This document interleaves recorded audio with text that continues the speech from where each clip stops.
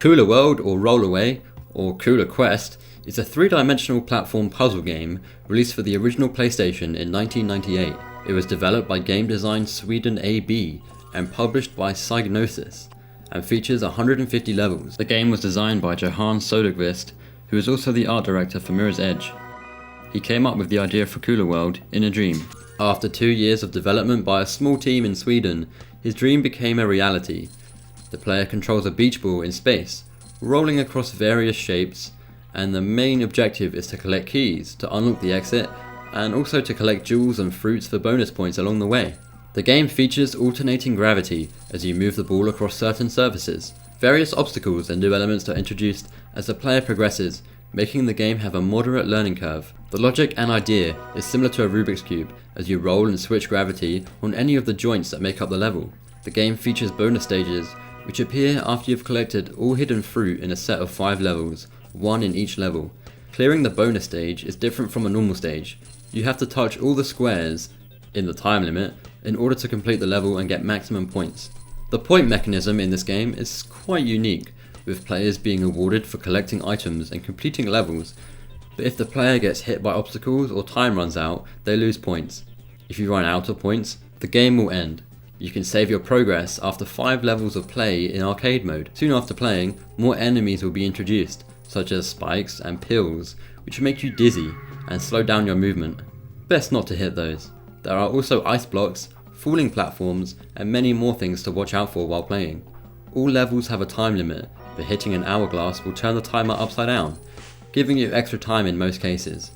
You'll quickly find that your marble can jump over gaps and obstacles. You will have to position your jumps right to make sure you'll land a jump, and it will take some practice. Like many puzzle games, you can sit down and burn hours upon hours while playing. It stands the test of time. While the graphics aren't amazing by any means today, the textures of each board are very high, making them easy to look at.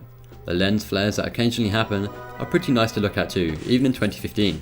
The backgrounds are my only complaint, as they do look a bit pixelated on a HDTV, like many games I've covered before. This might be a game to play on a CRT TV if you can. The soundtrack to Kula World was composed by Swedish electronica group Twice a Man and is an easy listening style.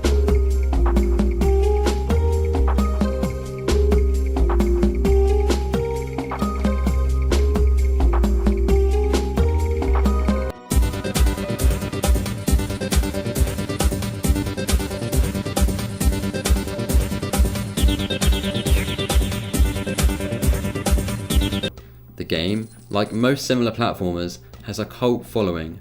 Puzzle fans will really dig this game, and platformer fans will really enjoy its levels. There is an arcade mode, time trial mode, and 2-player mode to extend the gameplay even further. Although these modes aren't as good as arcade mode, they add an extra few hours of gameplay time. In time trial mode, the player must complete each level in a certain amount of time, and save points come every 15 levels, and there are no bonus levels. The multiplayer modes consist of Copycat, where each player must copy exactly the other player's movements, and adding a new step each turn. And Time Trial, where the 2 players compete for faster completion times. The game was one of the first games to make use of the DualShock vibration capabilities of the original PlayStation controller. The game was very popular when it was released, selling out everywhere, which made acquiring it quite difficult, coupled with the fact it was featured on the Winter 98 demo disc, which was a popular way to play up-and-coming demos of games. The general public really wanted to play this game and had a hard time getting a copy. Even now, copies will sell on eBay for the same price as a brand new PS4 game. There are slight differences between the European and North American versions, one of which is that the Hourglass item is worth 990 points in Europe and 1,190 points in North America. The ancient and basic website, kulaworld.net, has links about the game, including strategy guides and other useful information. The game was very well received, with game rankings scoring at 80% based on an aggregate of 11 reviews. I really enjoy this game, and I recommend anyone who likes puzzle platform games to pick it up. The easiest way to play it will be on the PSN store under the PS1 Classics section for a fraction of the price a retail copy would cost you. I wish they made a sequel to this game. It's nearly been 20 years. I think it would suit a downloadable format or even a budget retail release. Again, thanks for watching, and until next time.